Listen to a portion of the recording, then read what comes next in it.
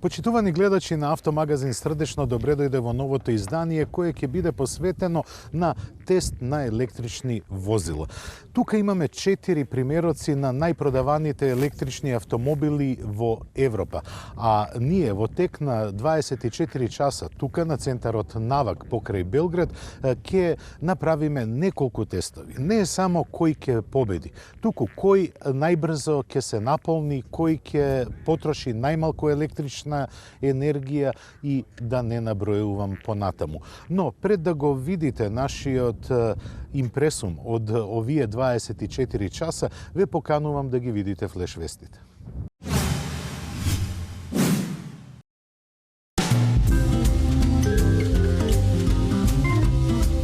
Од Toyota пристигнаа две, така да ги наречеме, нестандардни вести.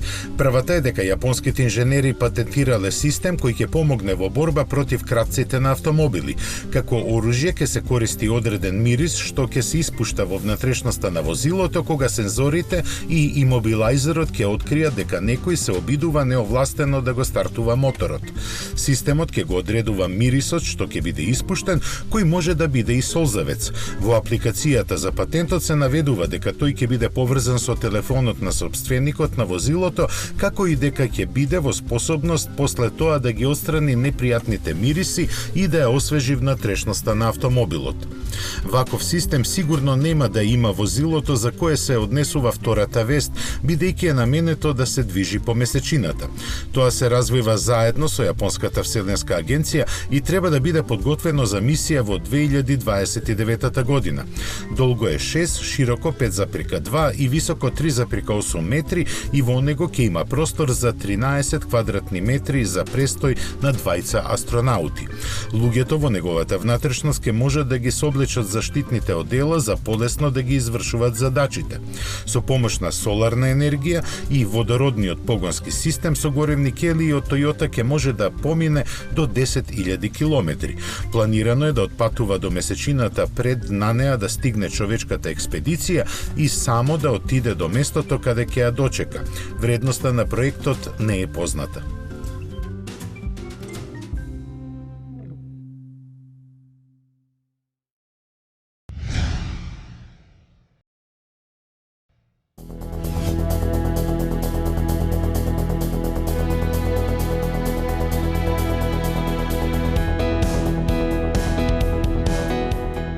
Се менували нешто во арената на спортските автомобили во Соединетите Американски држави? Според најновите информации, дилерите на Chevrolet имаат натрупано залихи од 9000 возила од моделот Corvette. Бидејќи во јануари од него се продадени само нешто над 800 примероци, тоа значи дека се снабдени за целата оваа година.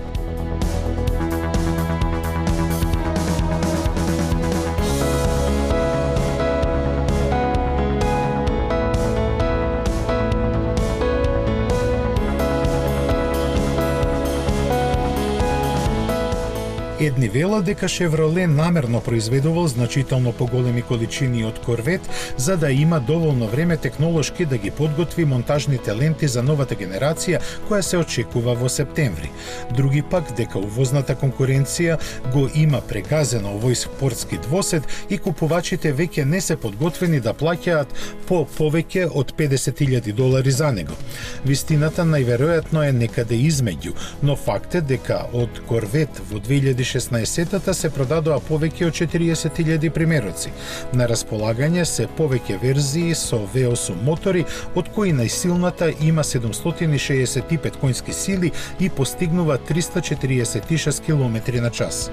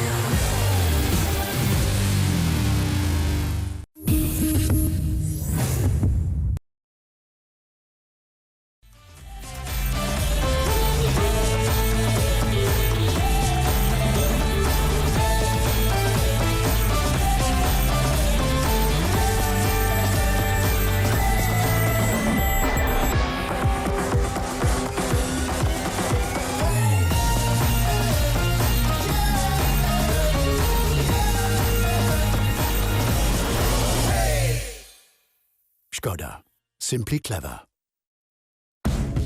Имам 36. Не знам кога поминаа годините, ама добро се држам. За 2 часа го имам најважниот состанок во животот. Но прво, да си поиграм.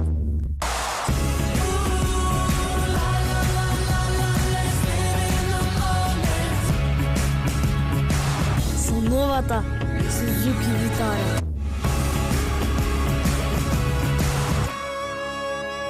Немав време да те видам од сите страни. Немав време да размислувам, ни да те спојувам со никој друг, освен со себе, во првиот миг. Ти ме освои. Затоа што првиот впечаток е најважен. Новиот Kia Ceed Vision за 13.990 евра. Kia Motors, Македонија.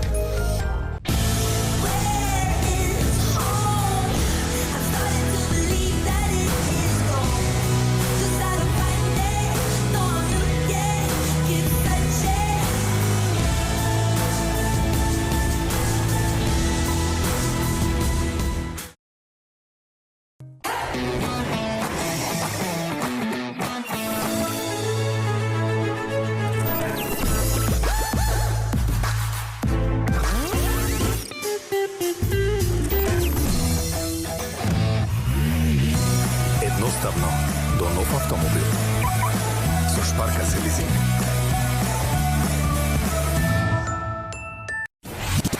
Метрополис, број 1 радиомрежа.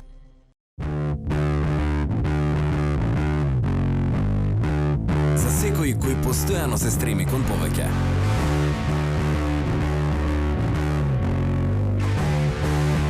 Ова е твојот нов фокус.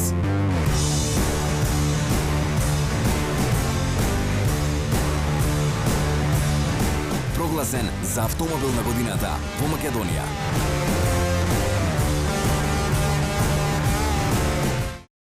Кога целта е многу повеќе од едноставно пристигнување до посакуваната дестинација, тогаш возењето автомобил се претвора во секојдневна авантура. Дозволете Toyota Corolla да го раздвижи вашето секојдневие. Модерен дизајн, безпрекорна технологија, врвна безбедност со 7 воздушни перничиња, како и задна камера за помош при паркирање. Таа е вашиот вистински партнер во возењето. Искористете акцијската цена од 16.990 евра за дизел мотор и многу опрема, како и одличната лизинг понуда од 4,5% каматна стапка и 50% попуст на каско осигурување. Toyota Corolla. Секој ден е ново задоволство.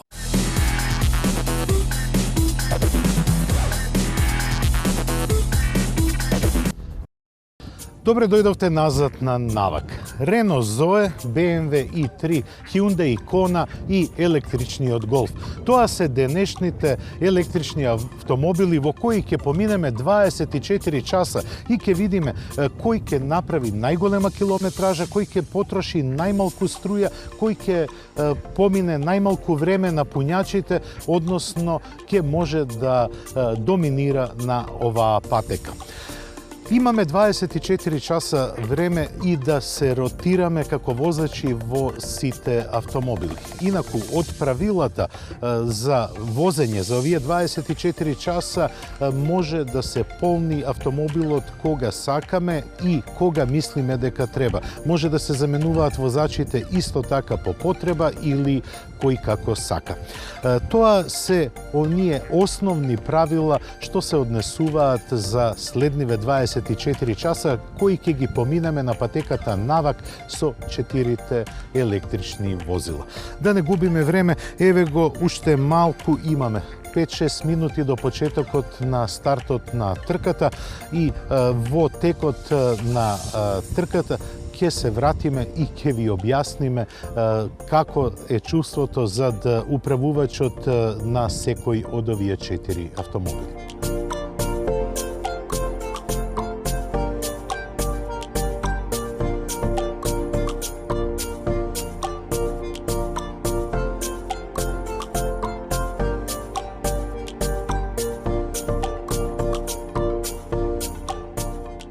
Не Не е прв пат да се дружиме со електричните автомобили. Тие ширум светот веќе не се иднина, туку сегашност, заради што решивме низ оваа електрична трка и регионов да го приближиме на тој тренд, да испишеме уште една страница од историјата на автомобилизмот кај нас. За овој тест ја користевме комплетната патека на центарот Навак, секако без теренскиот полигон. Еден круг е долг 3 километри и се состои од 12 свиоци и еден правец долг преку километар. Токму свиоците им даваат шанса на сите автомобили во текот на кочењето и забавувањето да собираат енергија и да ги дополнуваат батериите, а правецот е симулација на отворен пат. Правилата на трката велат дека секоја екипа од 2 новинари го има на располагање секој автомобил по 6 часа, вклучувајќи го и времето на полнење. Накратко кажано, секој возач за 24 часа помина зад управувачот од прилика 12 часа. Како представници на домакинот, редакцијата на САТ од Србија учествуваа Младен Алвировиќ, Александар Цветковиќ, Дарко Гигиќ и Мирјана Бачкоња. Од Словенија пристигна Душан Лукиќ, дел од тестот од Хрватска беа Марко Томац и Озран Адамовиќ, а од Македонија Крумислав Барзов. Точно напладне започна трката на 4 електрични возила. Иако стартот беше динамичен, сепак не беше проследен со адекватни звуци. Се помина во тишина, па затоа оваа трка доби прекар како најтивката во историјата на Балканот. Задача на секој возач на тестот беше да помине што повеќе километри за што пократко време. Тоа значи дека не се исплатеше да се вози полека само заради штедење, но не се исплатеше ниту брзо да се вози, бидејќи батериите пребрзо се трошат. Вистинскиот баланс беше тешко да се постигне, посебно заради тоа што вообичаените правила за штедливо возење тука не се целосно применливи. Еве уште неколку основни податоци за надпреварувачите. Најмал и најлесен меѓу сите е BMW i3. Долг е 2,4 метра и тежок околу 1300 килограми. Го задвижува мотор од 125 киловати, односно 170 коњи, кој му обезбедува забрзување до стотка за 7,3 секунди. Со 4 метри и 8 сантиметри, Рено Зое е само за нијанса подолг, но вкупно е потежок за близу 200 килограми. Тој има мотор од 68 киловати и доста послаби перформанси, забрзување до 100 за 13 секунди и максимални 135 км на час. Иако така не изгледа, и Hyundai Kona е прилично компактен, долг е 4 метри и 18 сантиметри. Бидејќи лансирам неодамна, тој воедно е и најнов модел во оваа група. Има мотор од 150 киловати, но заради батериите од 64 киловат-часа е тежок близу 1700 килограми. Тоа не пречи од место до 100 да забрза за 7,6 секунди и да вети максимум од скоро 170 км на час. Најголем во оваа група е Голф со своите 4 метри и 27 сантиметри. Тежок е од прилика како и Кона, а со своите 100 киловати до 100 на час стигнува за 9,6 секунди. Во досегашниот тек на тестот просечното време кое автомобилите го поминаа на полнач е меѓу 30 и 45 минути. Исклучок е Кона, но кај неа батериите се поголеми. Причина зошто не ги полниме преку 80% е тоа што последните 20% се полнат далеку побавно. Велат дека полнењето на батериите подсетува на доаѓањето на публиката во театар. Додека салата е празна, до седиштата лесно се стигнува, но кога ќе се наполни, цел ред мора да стане за еден гледач да седне на средината. Брзината на полнење зависи и од температурата на батериите, така што возилата со активно ладење, како што е Кона, можат побрзо да повлечат струја отколку оние без него. Автомобилот е тој што командува со полначот и му кажува колку струја да повлече. Не е како бензинската пумпа, која секој резервоар го полни со гориво со иста брзина. Дополнувањето на батериите од 10 до 80% наполнетост досега воглавно значи дека полначот испорачува 20, 30 или 35 киловат-часа. толку влечат Renault Zoe, BMW i3 и електричниот Golf. Кона, за да ги наполни своите поголеми батерии, повлекува и 40 до 50 киловат-часа. Причините за водството на BMW i3 и покрај тоа што има најмали батерии лежат во неколку фактори. Автомобилот во текот на целиот ден побрзо ја влечеше струјата од полнечот. При тоа е полесен отколку останатите и со помала потрошувачка може да се вози подинамично. Неговата просечна брзина по круг наместо 60 до 62, како кај другите, често беше и до 68 км на час. И на пауза помеѓу две возења успеавме да се избориме за еден термин да пробаме класичен автомобил како прилега на оваа стаза. Opel Insignia е веќе 6 месеци на годишен тест во редакцијата на Автомагазин и со неа патував до Навак. По пат успеав да забележам потрошувачка од 5,7 литри на изминати 100 километри и тоа можам да кажам дека е извонредно економично. Но сега ќе видиме што може оваа лимузина која е за нешто пократка од 5 метри, има 2-литрен TDI мотор со 170 конски сили и располага со 8 степен автоматски менувач да направи на патека. Се разбира дека Insignia не е дизајнирана да биде возило за трки, но сепак ќе ги доведеме до лимити нејзините можности за подпирање, како и системите за безбедност. Па да не губиме време, ја имаме накратко Навак патеката за нас, да ја испровоцираме нашата Insignia.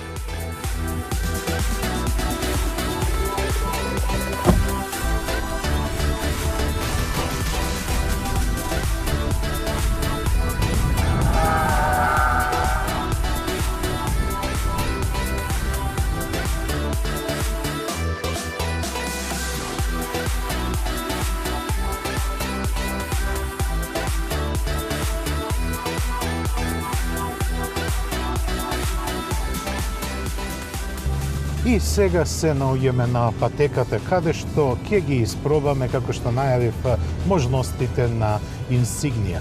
Патеката Навак е подолга од 3000 метри и има можност за развивање на високи брзини, но и бара техничко подготовка на влегување во свиоците.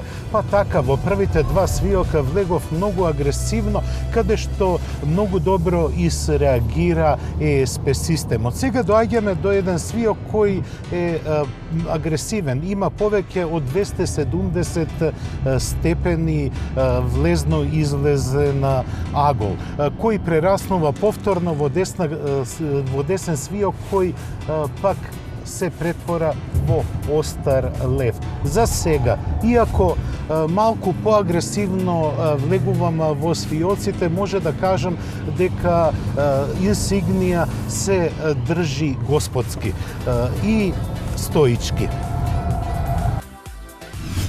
Во долгата десен свиок кој го поминувам обично со 120 км на час, покажува дека Insignia е зрел автомобил. Автомобил со кого покрај уживањето во возењето, бидејќи има извонредна звучна изолација и удобност, можете да ги истакнете своите тркачки амбиции.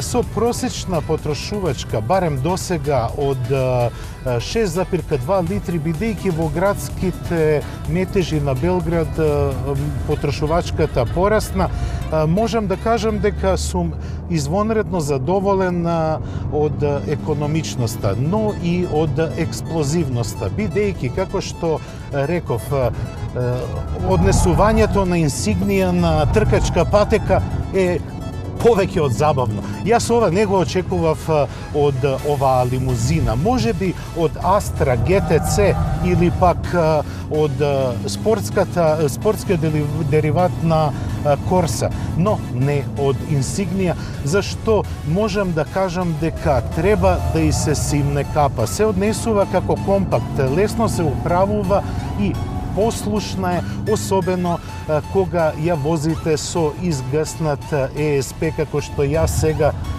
го правам тоа. Дури и ако можете да се играте со педалата за забрзување, тогаш нема да ги осетите действувањата на инерцијата.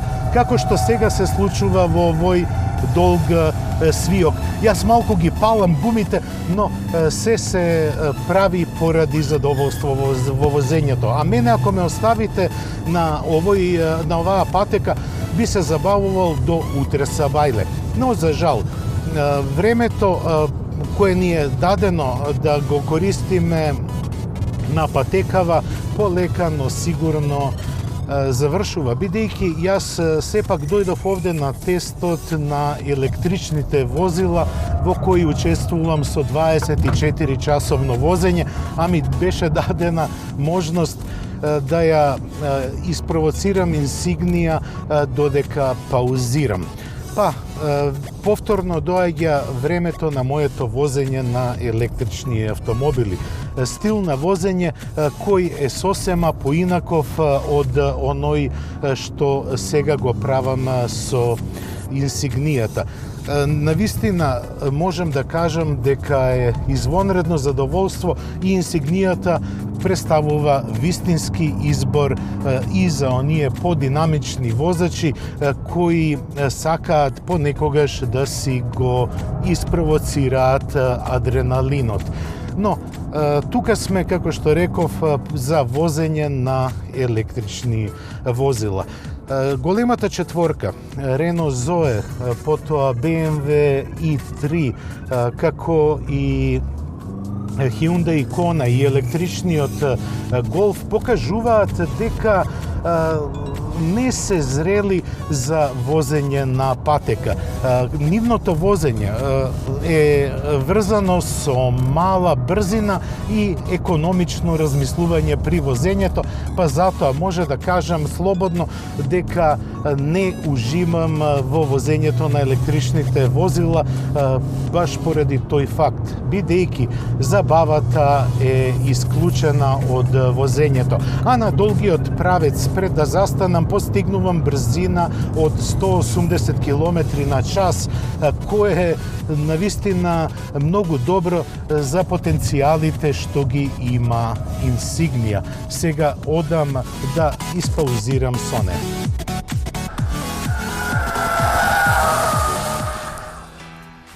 И што да се каже за инсигнија, освен дека таа е зрела лимузина.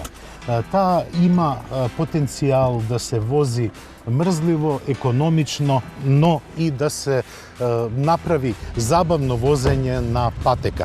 Низиниот 2-литрен турбодизел мотор со инжекшн F-парен со 8 степена автоматска трансмисија и 170 коњи се распределуваат многу интересно. Не само како брутална сила, туку и како вртежен момент, па затоа инсигнија можете да ја возите како сакате. Но сега ќе се вратиме на еден поинаков стил на возење. Повторно се враќаме на патеката Нава, која е за нас како дома, но повторно се враќаме со електричните автомобили. Со нив нема емоции во возење, има пресметливост и има калкулација за да се помине што се може повеќе километри. Затоа нашата инсигнија ќе ја паркираме и повторно се враќаме на електричните автомобили.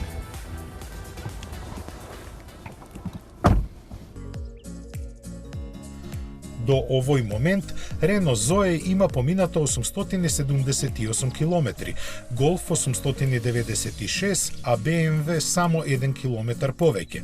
При тоа скоро во исто време запираа на полнење. Hyundai Kona сега веќе бележи 934 километри. Таа на полначот беше само 2 пати, до душа секогаш преку 1 час. Останатите беа по 4 пати. Причината зошто сите наши тест возачи велат дека електричните автомобили се забавни, лежи токму во фактот дека тие имаат доста изразено моторно кочење. Можете да ги возите со километри и никаде да не притиснете на сопирачката. Некаде како кај Hyundai можете да го подесите степенот на тоа кочење, а некаде како кај Golf тоа со еден потег на рачката на менувачот се вклучува или исклучува. Во текот на кочењето, електромоторот работи како генератор и ги дополнува батериите, заради што се вика регенеративно кочење или рекуперација. Со Renault Zoe, например, за 150 км возење по патеката на центарот навак може да се повратат и до 4-5 киловат-часа, односно до 20% од капацитетот на батериите. Исто така, оценката дека се забавни за возење доаѓа и од фактот дека секој електромотор го става на располагање целиот вртежен момент веднаш штом се притисне педалата за газ и автомобилот забрзува како ракета истиот момент. Нема чекање на порастот на силата како кај бензинците и дизелите, заради што и најслабиот и најмал електромобил делува динамично.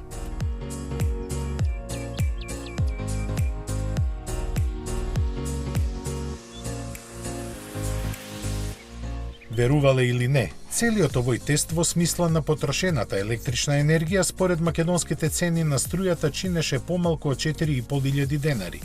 За вкупно поминати близу 5000 километри, сите автомобили заедно потрошија 786 киловат-часа. До душа, патните компјутери на автомобилите велат дека вкупната потрошувачка на сите заедно е 722 киловат-часа, што значи дека разликата од 64 киловат-часови е изгубена при полнење или дека тоа што го пишува на инструмент таблата не е сосема вистината. Било како било, најмногу струја потроши Hyundai Kona – 230 киловат-часа. Следи Renault Zoe со 199, трет по потрошувачка е BMW со 188, додека најмалку потроши Golf, само 167 киловат-часа. Во просек на секои 100 километри беа потребни 14 до 18 киловат-часови, односно само 50 до 100 денари, во зависност по која тарифа се смета. Со други зборови, ваквите електрични автомобили имаат потрошувачка како дизел кој просечно троши едва и литар до 2 гориво. Но дизелот бара редовно одржување на моторот, што кај овие не постои. Во текот на тестот најчесто наполнечот беше Zoe, дури 8 пати. BMW и Golf се полнеа по 7 пати, додека Kona паузираше само 4 пати. Сепак, вкупното време поминато во полнење на батериите е најкратко кај BMW, а најдолго кај Golf, што во некоја рака и влијаеше на конечните резултати. Но без разлика какви се тие, едно е сигурно. Електричните автомобили не доаѓаат на пазарот за да на нив се заштеди, туку заради потребата загадувањето од градовите да се измести или потполно изфрли, заради фактот дека фосилните горива во иднина ќе ги има се помалку и дека цената постојано ќе им расте, заради иднината на нашите деца кои струјата ќе може да ја произведат на многу различни начини, почисти и поефикасни, отколку ние денеска. 24 часа возење на центарот навак помина. Беше тешко денонокие, бидејќи бевме само 8 возачи и вкупно поминавме повеќе од 4500 километри. Ги видовте статистиките. Кој автомобил, колку струја потроши, колку помина на брзите полночи, но вас и нас не интересира кој е победник. Па ќе почнеме од четвртото место кое му припадна на Renault Zoe со поминати 1177 километри. На третото место е електричниот Golf со кого поминавме 1188 километри. И второто место му припадна на BMW i3 со вкупно поминати 1252 километри, но вреди да се помене дека BMW ја има најмалата по капацитет батерија од сите 4 автомобили. Големата батерија и кратките полнења на неа и помогнаа на Hyundai Kona да ги победи конкурентите во овој тест кој траеше 24 часа. Со Kona поминавме 1287 километри. Ако ја следевте статистиката на поминатите километри, свативте дека разликата од Renault Renault Zoe кој беше четврто пласиран и Hyundai Kona која го победи на тестот изнесува само 110 километри. Тоа значи дека електрониката иде напред и станува достапна на сите производители, па очекуваме во наредните периоди, односно наредните години да имаме помали по волумен батерии, но со поголем капацитет и моќност. Тоа беше се што подготвивме за ова издание на Автомагазин. Срдечен поздрав и се гледаме за 7 дена на истото место и на истата фреквенција. До гледање.